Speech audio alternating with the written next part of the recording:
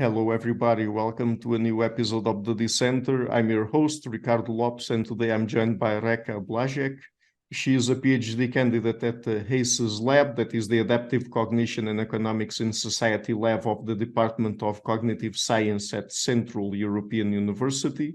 She is interested in the cognitive and evolutionary roots of economic and political institutions. In other words, what are the links between the design of the mind and the design of institutions. And today we're talking basically about how social minds generate social phenomena, social norms, ownership, and also a little bit about mental health for PhD students. So Réka, welcome to the show. It's a big pleasure to have you on. Yeah, thank you for having me. Okay, so when it comes to the topic of how social minds might generate societal phenomena, I mean, what exactly are you interested in understanding here, and particularly linking to things like the roots of economic and political institutions? Yeah, so this is a huge topic, and this I could talk a lot about this. And in fact, in our lab at ACES, our primary goal is to find the links between the design of the mind and several phenomena that we see in our societies. So, for instance, some of the topics that we deal with include ownership, which is my topic, but we also have responsibility, fairness, leader follower games, misinformation, commitment, and trust. And so these are very diverse topics. And what is in common is that we all approach these topics from their cognitive and evolutionary points of view. So, in other words, we try to answer the question: is that why did these things evolve in the first place? So, what sort of problems in society do they try to solve? And the main reason why we would even have this approach is that, as we all know from many different fields of study, humans are an ultra social species. So we are much more social than any other great apes, and the main evidence for this is that we humans care about the mental states of other humans. So we want to affect how the other person thinks and what the other person believes. Whereas great apes, by and large, they only care about the behavior of the other great ape.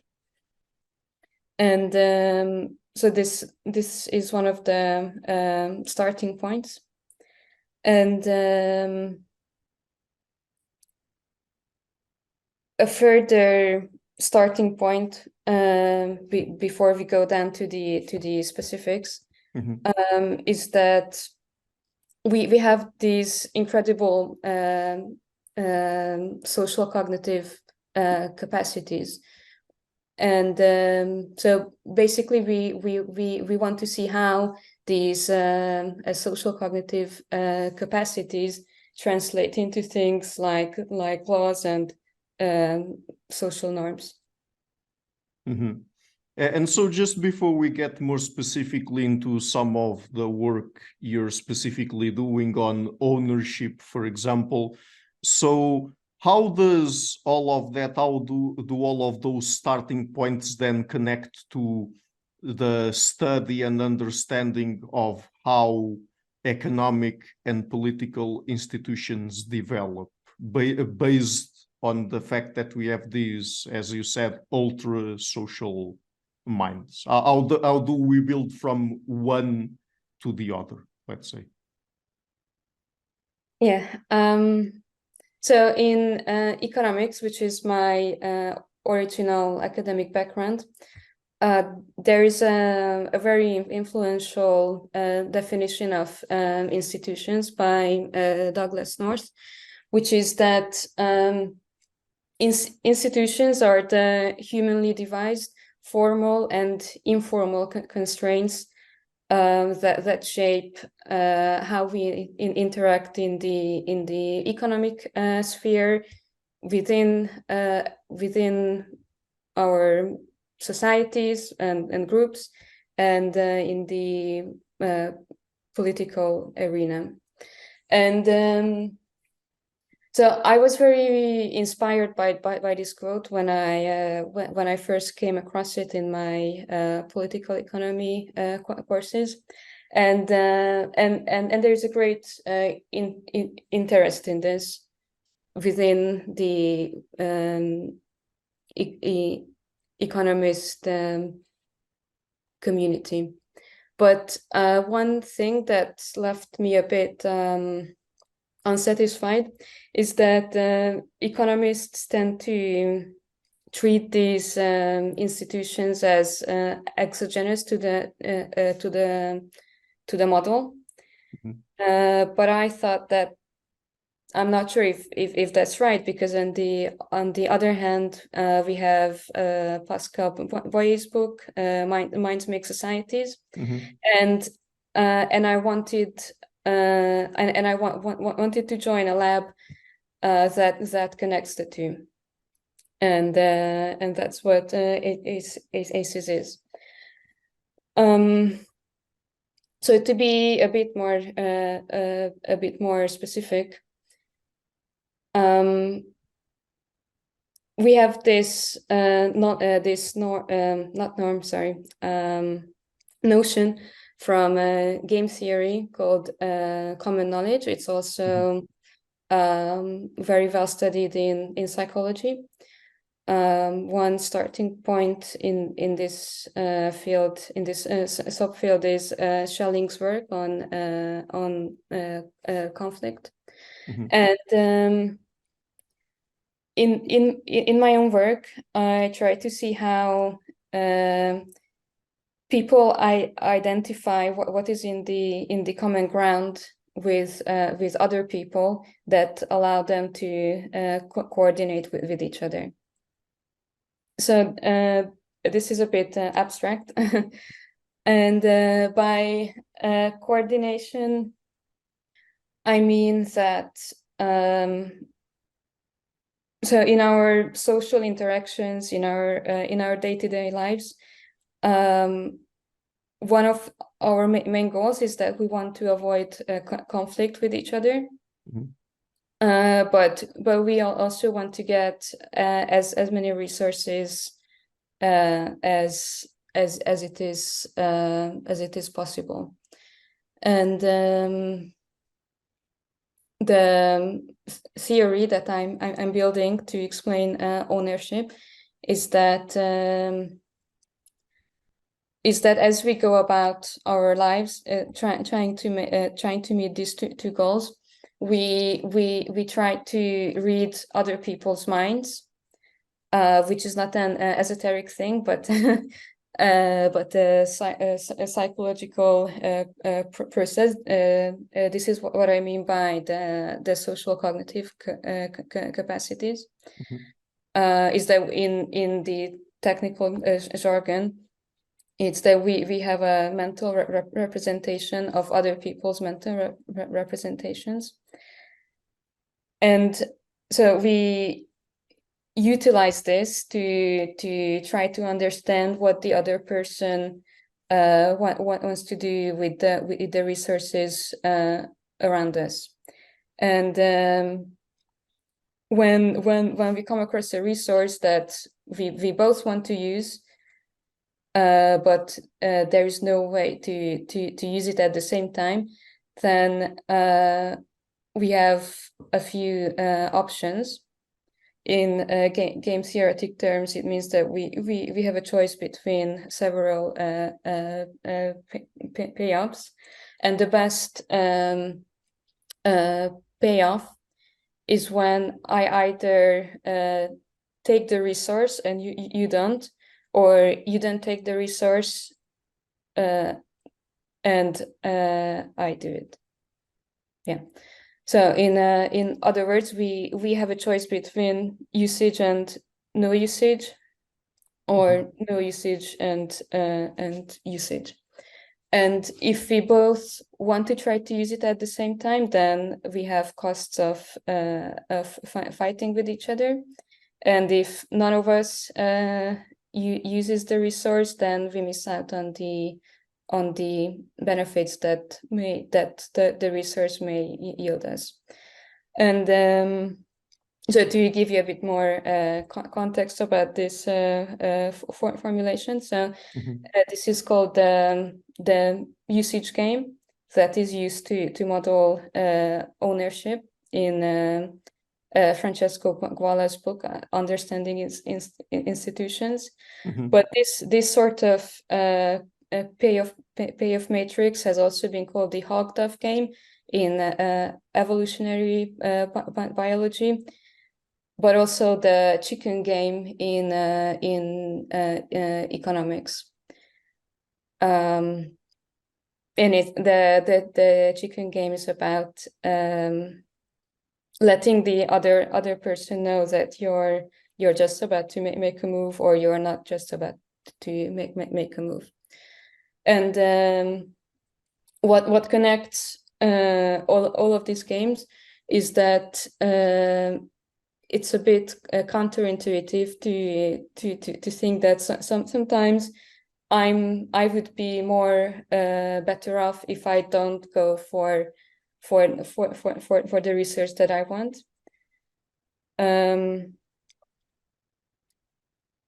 yeah, so I don't want to talk too much about game theory. Okay, so let me ask you, because you've just described a little bit or gave us a broad idea of the kinds of games, specifically, I guess, coordination games that you use in behavior economics here, to then try to go from there to, I guess, modeling social norms, right? So, I mean, you have those kinds of studies based on those games, and so how do you go from there to modeling social norms exactly?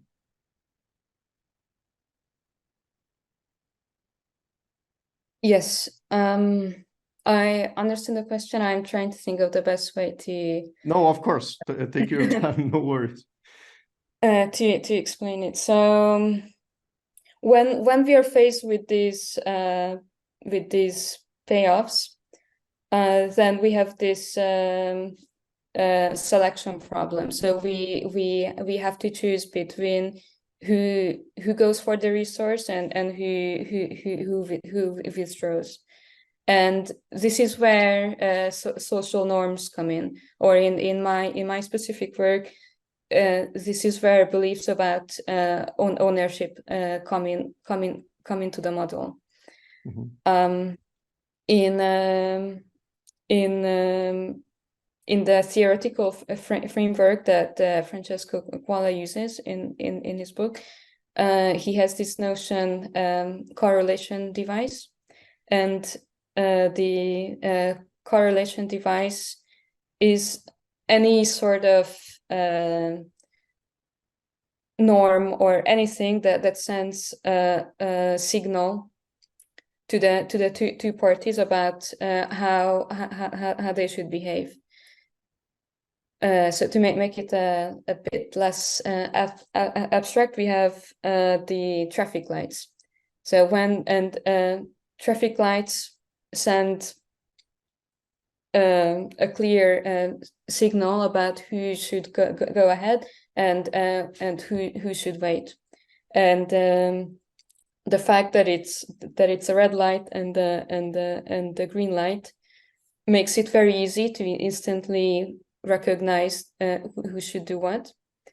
And And we also know that everybody around us who takes part in traffic also knows what these lights mean, and we follow what the lights tells us to do, knowing that everybody else around us does this. Mm-hmm. And it's not because we have all signed some sort of form that I promise to not run into you, and but it's this a sort of invisible but not quite invisible unwritten rules that govern our lives, and this is where common knowledge comes in. So common knowledge is defined as the thing that I know, you know, and we both know that we both know. And the fact that we both know that red means stop changes how we behave, and this is where the model to scale up starts. Mm-hmm. So, I mean, perhaps to get into a more concrete example, you've already told us a little bit about how then you study ownership and how you're interested in ownership, but perhaps getting more specifically into that, let me ask you a few more specific questions about your work on ownership and how it applies to our lives, basically. So, I mean, where exactly, what are the domains of our lives where ownership applies? Because perhaps there are a few more domains where it applies that perhaps we commonly do not think about it as having anything to do with ownership exactly. So tell us a little bit about that. Actually, I would say that ownership applies to every domain in our lives. So if you think about it, we talk about lots of different things in terms of ownership. So of course we have our belongings at home that are of course ours, but we also use the term ownership to talk about ideas. So a tune or some sentences in a book or in a scientific paper. Mm-hmm. We also talk about the public space that surrounds us in terms of ownership. So like our park or our street, which scales up to concepts like our nation as opposed to their nation. I would say that our bodies is a special case of ownership. Mm-hmm. And there are many many questions at the fringes of ownership that are highly topical right now. So for instance, it's not clear who owns the output of ChatGPT, and it's also not clear who will own outer space. And does this even make any sense to ask who would own outer space? And also at a certain point you mentioned when I asked you about how you model social norms, about how beliefs in this specific case about ownership really play a role here. But what are these beliefs about ownership? I mean, are there specific kinds of beliefs that people have that perhaps are more or less universal across human societies, for example? Yes, there are two two beliefs about ownership that are near universal across cultures. The one that is very well documented is the first possession assumption. Ori Friedman has done a lot of work showing that this not only emerges at a very young age, but it also emerges at roughly the same ages across many cultures. And it means that the first person who was seen with an object owns the object. Yeah. And actually, this is the basis of many laws in U.S. Property law, based on a 19th century court case called Pearson versus Post, and they were fighting about a fox that they were both hunting. But one of them saw it first, but the other shot it first. And so the dispute was over who actually gets to keep the fox.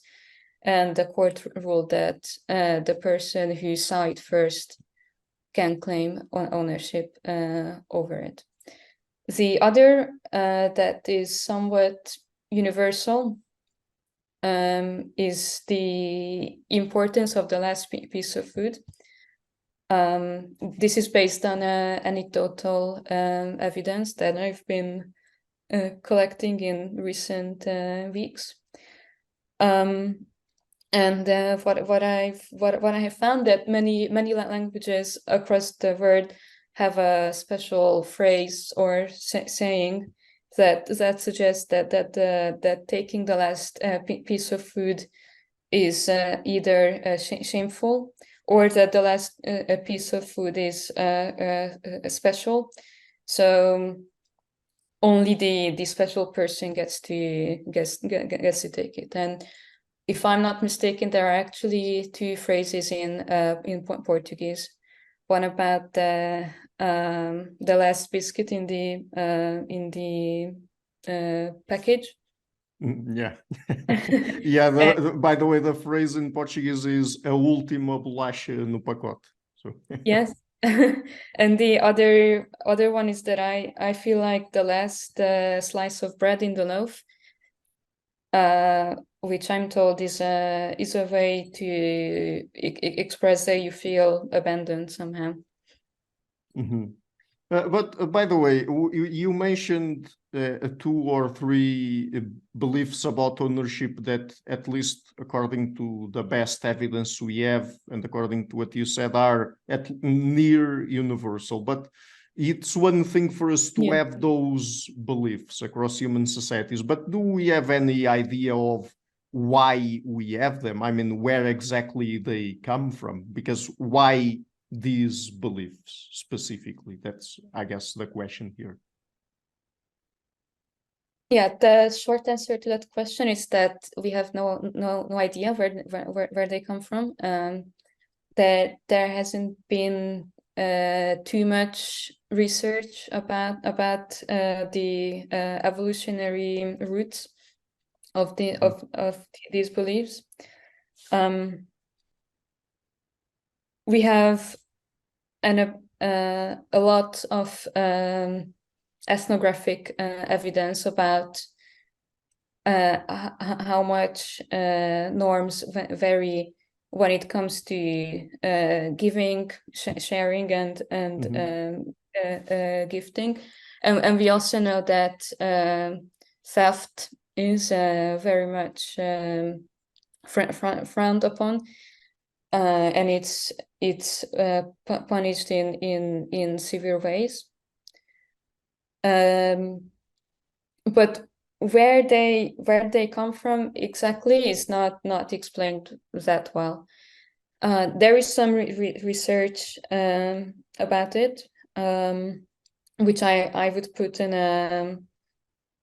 on a spectrum, and at the one end of the spectrum, these beliefs and norms about ownership would be explained purely in terms of social learning and following rules.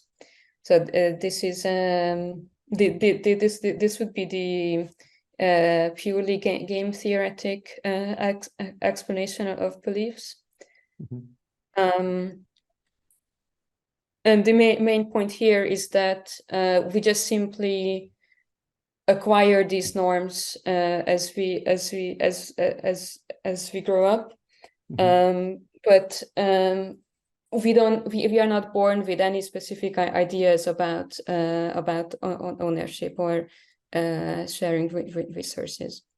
And at the other end of the spectrum, we have this idea that ownership is a core cognitive capacity, so that it's specifically evolved, and it's like naive physics or naive sociology. Meaning that that we are born with some very basic ideas about interactions between other people, or that we have this expectation that objects fall down when we let go of them. That's that is what's called naive physics. And this idea is has been developed by Friedman and others. And we also have a newer theory of the psychology of ownership by Pascal Boyer, and he explains it as the interaction of two cognitive systems, which is cooperation and competition. And that's where beliefs about ownership are born. And I would put my own developing theories somewhere in the middle, that that we primarily want to coordinate with other human beings. So we use anything that we expect the other person to know about the social environment around us. So we use whatever is in the common ground in order to coordinate with each other about the use of resources. And that could explain why we have such a big diversity in ownership beliefs. And so, I mean, just to summarize it a little bit before we move on to the last topic of our conversation today. So there's an array of theories out there, from the ones that propose perhaps some more innate mechanisms or some innateness to the idea of, or being attuned to ownership in some way, all the way to the ones that are perhaps more developmental based or more sociologically based, where you are really socially exposed to beliefs about ownership, and that's how you acquire them. But I mean, even I would imagine that first of all, at this point, we're still not sure which of these theories is correct, or at least more correct than the others, or perhaps they might be correct in some aspects but not others, and they then might complement each other. I don't know. But even if there's some near universality to some of these ownership beliefs, that in and of itself does not indicate necessarily that the beliefs themselves are somewhat innate, right? Because I mean, it's just that even if there's some innateness to our being attuned to pay attention to perhaps social information about ownership or ownership beliefs and practices, that's not the same as those beliefs being innate, right? It's something that we might just acquire through, I don't know, some game theoretical phenomena or some other sort of social psychological mechanisms that we might acquire from other people in our society and culture, right?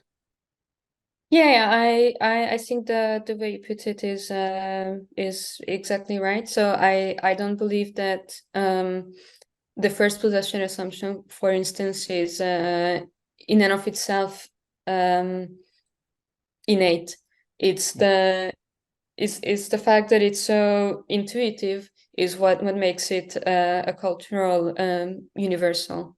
Mm-hmm. So, as you said, the innate mechanisms that we all share as humans is the ability to be ultra social, and the ability and the desire to cooperate and coordinate with others. Mm-hmm. And this manifests. So this is manifest from or in a wide range of cultural behaviors. Or to put it in a slightly different way, there are cultural evolutionary processes that cater to the cognitive capacities of humans that are scaffolded on top of biological evolutionary processes. And to translate that, I would say that there are two sets of intuitions. Divider set is the biological set, and the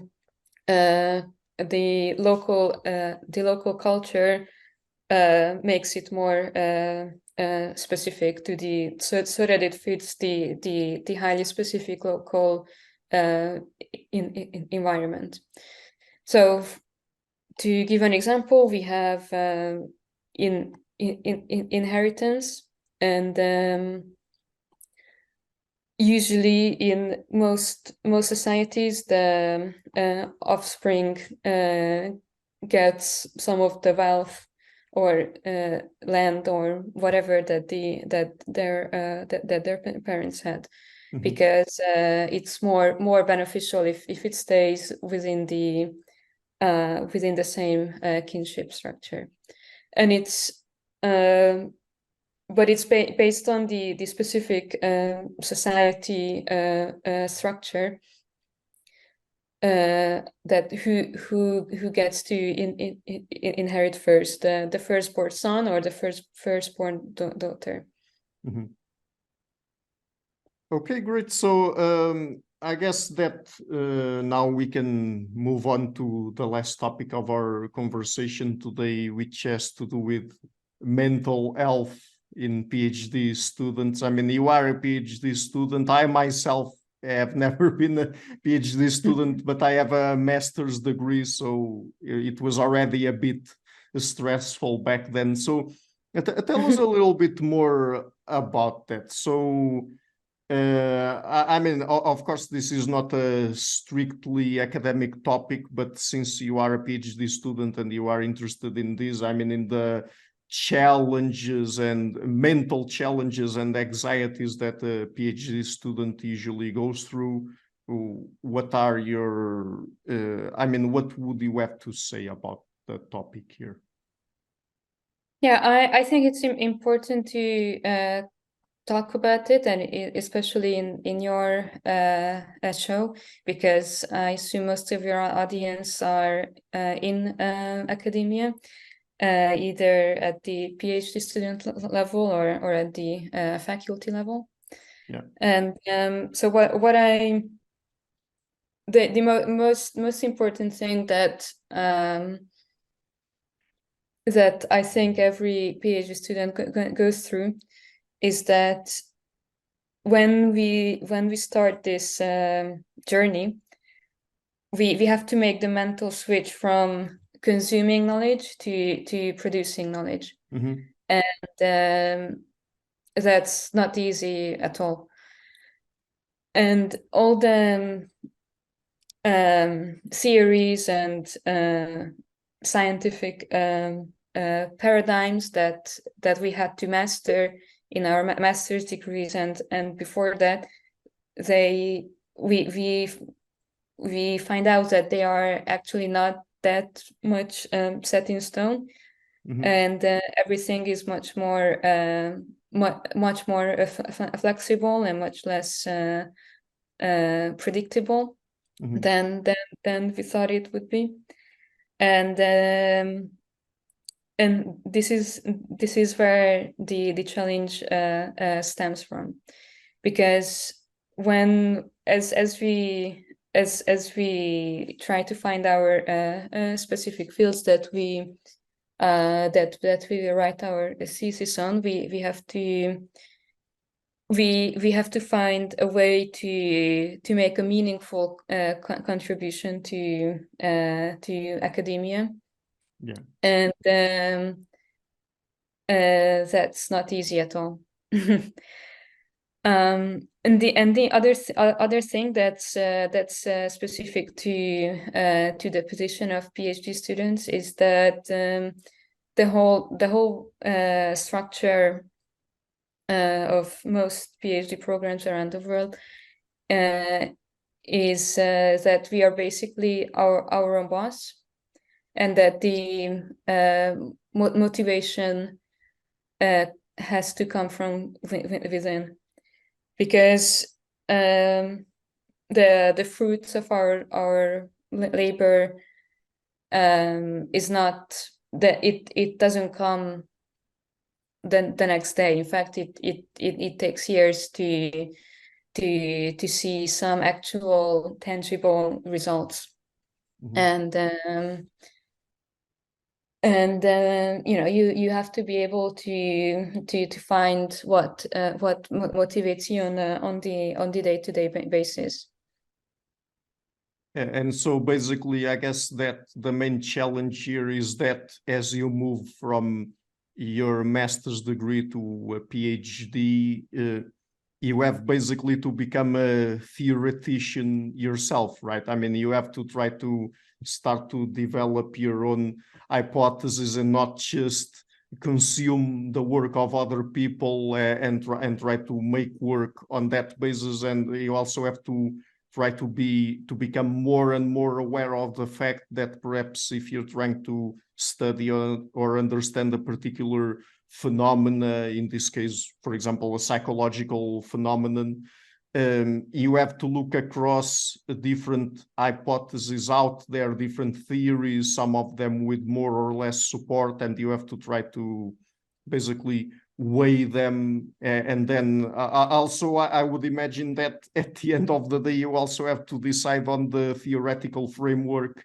that you're going to apply in your specific work, which is, I would imagine, very complicated. I mean, I'm an interviewer, a science communicator to some extent. As I said, I've never been a PhD student, but just because I talk with people from many areas and disciplines, sometimes when we end up covering the same topics, but from different perspectives. And I myself many times find myself thinking about, oh, okay, so there's this theory, that theory, and then of course it's not for me to decide which one is correct. I just ask the questions, and many times if people are honest, they say, oh, we're still not sure, I have this and that idea, I don't know, or I think that this theory has more support to it than the others, and I'm going to explain why, but we're still not sure, something like that. And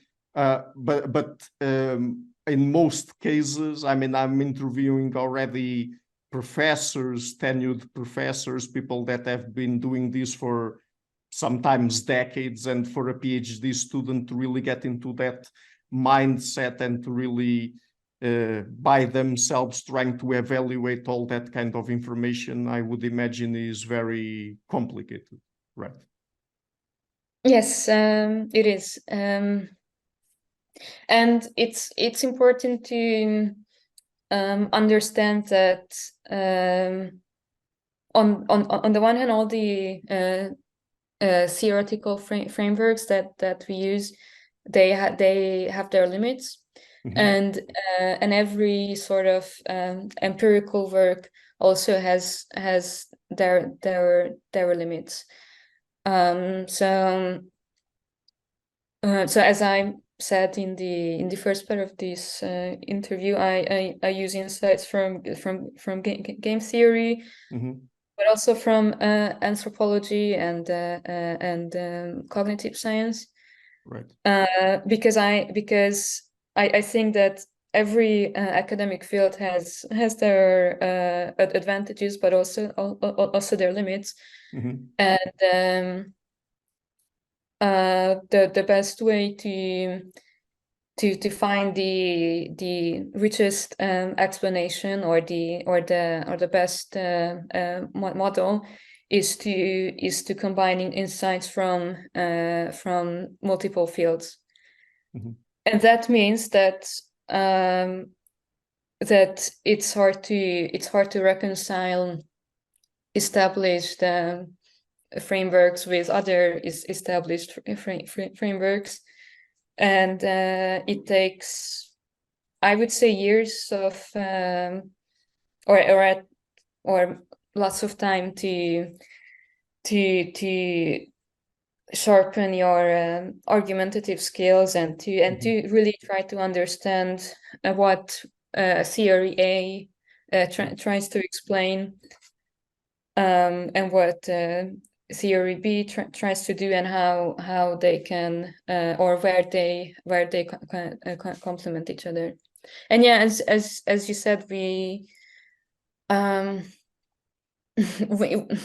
never know the full truth about our fields and about anything. To be honest, we can just get better at creating tools that help us understand it. Yeah, and even when it comes to the sort of need for interdisciplinarity, I mean, getting familiarized with different fields and different methodologies, different theories, that's also a very big challenge, right? Because, for example, if someone in your particular case, you try to bring to the table tools from psychology, economics, anthropology, cognitive science, I mean, that's not easy at all, because I would imagine that if someone was to get into a PhD that is so interdisciplinary and they come from, for example, anthropology or economics or psychology, I mean, they have been trained and they are familiarized with the particular methodologies, ways of theorizing from those specific areas, right? And so when they go into the PhD, they also have to try to train themselves when it comes to all of those different ways of theorizing and methodologies from fields that they are not familiar with. And I mean, I'm not saying that these also cannot really be a collaborative enterprise, because you also might collaborate with other people in your PhD and get insights from them, but still, I mean, you've already went through several years acquiring knowledge and training yourself in how to be I don't know, a scientist in psychology, anthropology, economics, or whatever, and now suddenly you have to expand, and what you've learned from one area does not necessarily apply or work the same for other areas, right? Yeah, that is exactly right. So in economics, the sample sizes tend to be much bigger than in psychology. And in the first couple of months, I was surprised at this, frankly, that but then I understood that the goal of data collection in one field and in the other is not the same. And same goes for the statistical methods themselves. there are certain models that are favored in psychology, but they are not used at all in economics. And if you ask professors, then they might say that yeah, don't use that because it introduces too much noise in your results, and it's very hard to interpret them. But in psychology, it seems to be fine. And also we have to understand that these fields are also a collection of conventions. So how you write a paper, how you formulate a question, how you choose your specific methods, they to some extent they are based on the conventions in that specific field.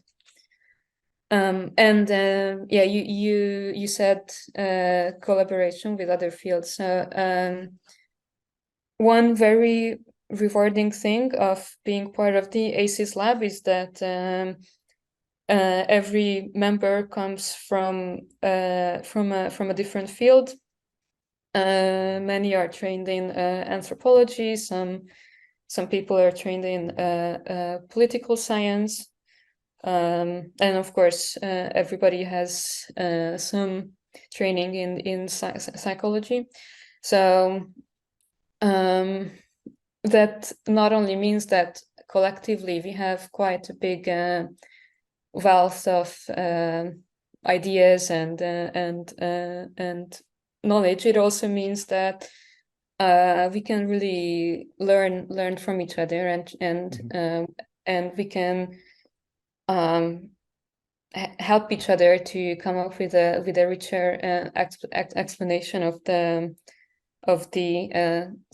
phenomena that we are studying. And to come back to the very beginning of the interview, we are all interested in coming up with explanations that really get down to the core of these weird things that we see happening in society every day. Yeah, and I would imagine also here that I mean, there's this common idea there that there's one way of doing science, and you learn how to do it. You learn, for example, how to read a paper, you learn statistical analysis and all of that, and you're fine. You can properly evaluate scientific information from all areas. But I mean, sometimes I've talked with people who do work in education, educational psychologists, for example, people from cognitive science that also do work on that. And I think that the correct term here would be context-independent critical thinking skills. That is, a supposed set of critical thinking skills in science that you could apply across all disciplines and domains. But I guess that it doesn't really work that way, because to be able to properly evaluate work in anthropology, psychology, economics, and so on, you really have to do the work and learn the theories there, and learn how to properly evaluate evidence there, learn the methodology. Particularly the methodologies vary a lot across different disciplines, and learn how to really, I mean, so I've read the paper, what can I conclude from this data? I mean, it's not the same across different domains, right? I mean, of course, you are more aware of this than I am, I guess. So do you agree with that or not? Yeah, I do. So historically, and anthropology and psychology has been pitted against, because to be very to put things in a nutshell, and anthropology tries to explain things from the perspective of how that specific context shapes the behavior of the person or the group. And psychology is the opposite in the sense that it assumes that there are universal things about every human being. And when you read a paper in one field and then the other, then you have to keep this main assumption in mind. Or another example is economics and psychology. So many models in microeconomics assume rational choice, and then many findings in psychology have shown that people are not always rational.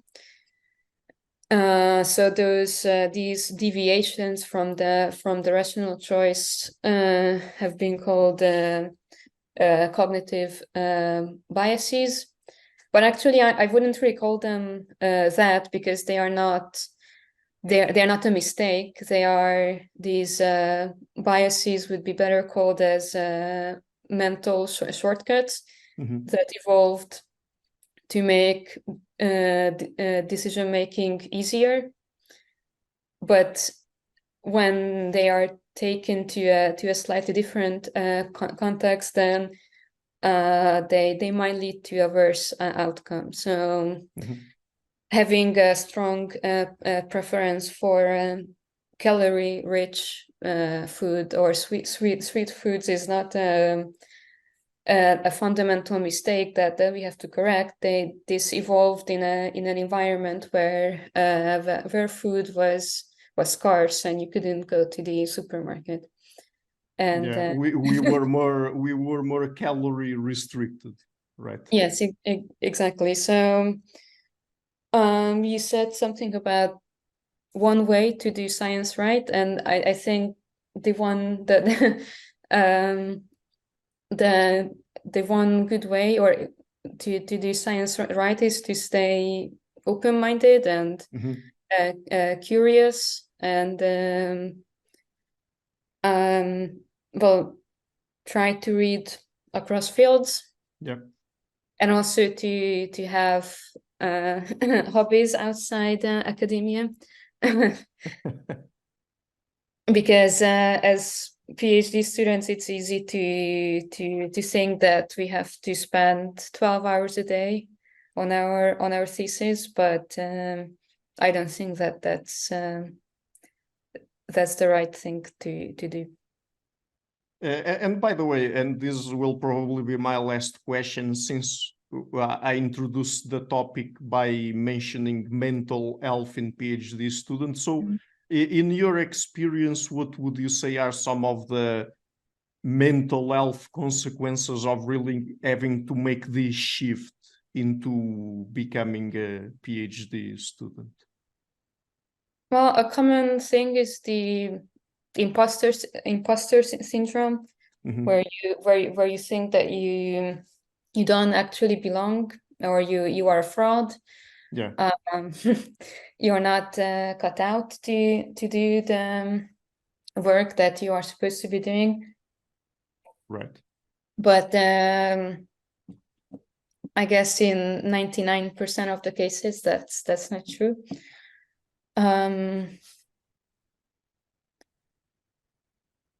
Something else that's common is that, in my experience, that some PhD students feel isolated.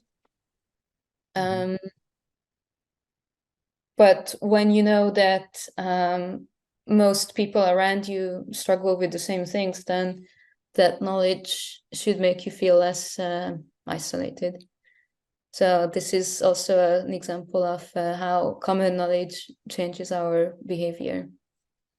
And I would imagine that, of course, I haven't looked at the data for a while now, but I remember reading some studies a few years ago where if I remember correctly, PhD students tend to suffer from anxiety, depression, and other conditions like that. I mean, when I say they tend to suffer, it's a higher proportion than the general population, I guess. Yeah, I think I've seen that too, but I'm not sure what explains that. So I don't think that people who are not prone to anxiety and depression suddenly develop them when they start their PhDs. It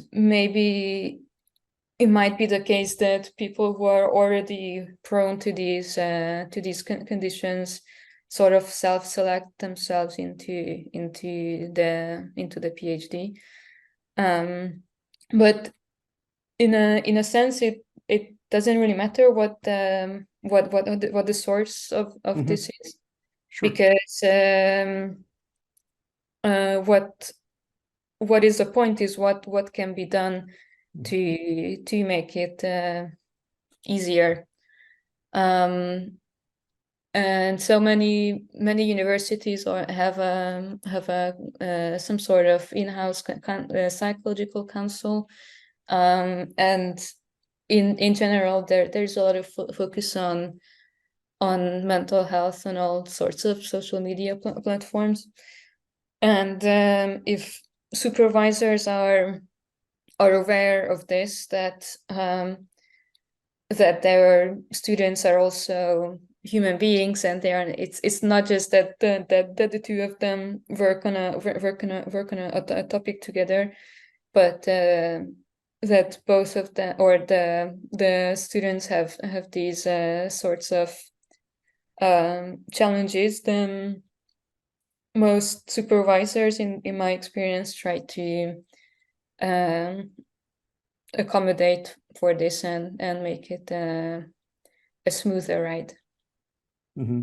Yeah, and also I would imagine that another thing that has been implicit and in what we were saying here is that when you move from, for example, a master's degree to a PhD, the workload also goes, increases a lot, right? Well, in my case, it's not it's not exactly true. So when I was a master student, I felt that I had much more work to do on a day by day basis. But that's because my task at the time was to master all these different concepts and fields, etc. And as a PhD student, you are your own boss. So it's really up to you how much you work on a given day. I think there are two key things in managing the workload. One is to be consistent and do a bit every day. And of course, what is the bit that you do every day is up to you. So you have to spend some time on discovering what works for you. The other thing is that you have to be clear about your goals, so that you can be intentional about how you spend those 5, 6, 8 hours per day on your work, because it's a fallacy to think that you have to read everything that's been ever written before you can actively contribute. And I fall into this trap sometimes too, and it's an idle reading. It's pleasant, but it's not always the most useful thing to do. Right. So I would say that the PhD journey is similar to art, because it's a creative process where nobody tells you what the end goal is supposed to be like, but it comes from you and from your ideas and from your own influences, and you will know when it's the most ready to be for the public eye. Great. So, Réka, let's end the interview here. Would you like to tell people just before we go where they can find you and your work on the internet? Sure. So I recently became active on Blue Sky, which is the new social media app for academics and for other people too, and because Twitter is not what it used to be. So you can find me on Blue Sky and also on the ACES website, which is aces.cu.edu. Great. So I'm leaving links to that in the description box of the interview. And thank you so much for taking the time to come on the show. It's been fun to talk to you. Well, thank you so much. It's been my pleasure. Hi guys, thank you for watching this interview until the end. If you liked it, please share it, leave a like and hit the subscription button. This show is brought to you by Enlights, Learning and Development Done Differently. Check their website at enlights.com, and also please consider supporting the show on Patreon or PayPal. I would also like to give a huge thank you to my main patrons and PayPal supporters: Per Ergo Larsen, Jerry Mullerens, Frederick Sunda, Bernardo Seixas, Olaf Alex, Adam Kessel, Matthew Whittingburg, Arno Wolf, Tim Hollis, Erika Lenia, John Connors, Philip Forrest Connolly, Dan Demetri, Robert Windiger, Rui Inácio, Zup, Marco Neves, Colin Holbrook, Phil Kavanagh, Mikkel Stormir, Samuel André, Francis Fort, Tiago Nunes, Fergal Cossen, Hal Herzog, Nuno Machado, Jonathan Labyrinth, João Linhares, Stantantia, Samuel Correia, Eric Hines, Mark Smith, João Eira, Tom Hummel, Sardus France, David Sloan Wilson, Yacila Dez Araújo, Romain Roach, Diego Londonho Correia, Yannick Punter, Dana Rusmani, Charlotte Bliss, Nicole Barbaro, Adam Hunt, Pavlo Stasevski, Nelek Bach, Guy Madison, Gary G. Alman, Sam Afzal, Adrian Yeager, Paul Tolentino, João Barbosa, Julian Price, Edward Hall, Edin Bronner, Douglas Fry, Franca Bortolotti, Gabriel Ponce Cortez, Ursula Litsky, Scott, Zachary Fish, Tim Duffy, Sonny Smith, John Wiseman, Daniel Friedman, William Buckner, Paul George Arnaud, Luke Loaki, Georgios Theophanes, Chris Williamson, Peter Wolozin, David Williams, Diogo Costa, Anton Erickson, Charles Murray, Alex Shaw, Maury Martinez, Coralie Chevalier, Bangalore Atheists, Larry Dealey Jr., Old Erringbone, Sterry, Michael Bailey, Dan Sperber, Robert Grassi, Igor N., Jeff McMahon, Jake Zool, Barnabas Radix, Mark Campbell, Thomas Dovner, Luke Nissen, Chris Story, Kimberly Johnson, Benjamin Galbert, Jessica Nowicki, Linda Brandon, Nicholas Carlson, Ismail Benzliman, George Coriatis, Valentin Steinman, Per Crowley, Kate Van Goller, Alexander Hubbard, Liam Dunaway, BR, Masood Ali Mohammadi, Perpendicular, Jonas Hertner, Ursula Goodenough, Gregory Hastings, David Pinsoff, Sean Nelson, Mike Lavigne, and Jos Necht.